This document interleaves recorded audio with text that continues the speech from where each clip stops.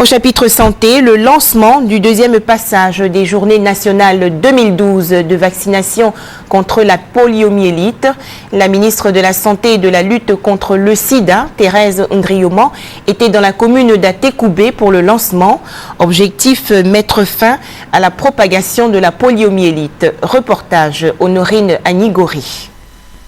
Ce deuxième passage des journées nationales de lutte contre la poliomyélite pour cette année 2012, dont le lancement a eu lieu dans la commune d'Atekoubé, va se dérouler du 11 au 14 mai et concerne les enfants de 0 à 59 mois à qui on administre 2 gouttes de vaccin polio. Il s'inscrit dans le processus de consolidation des acquis de l'année 2011 qui vise à stopper la crise polio, avancer vers l'éradication de la poliomyélite. Nous croisons les doigts parce que depuis le 24 juillet 2011, nous n'avons pas noté de cas de poliomyélite en Côte d'Ivoire.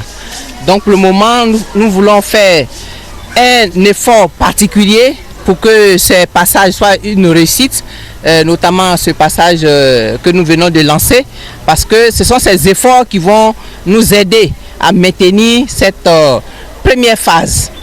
Et nous tendons vers l'élimination, mais avant l'élimination, il faut que nous assurons que tous les enfants sont vaccinés. Cette vaccination contre la poliomyélite est intégrée de déparasitants et de vitamines, et cela en vue de garder les enfants en bonne santé. La vitamine A permet de limiter les avitaminoses, le déparasitant pour les déparasiter, pour qu'ils ne soient pas anémiés.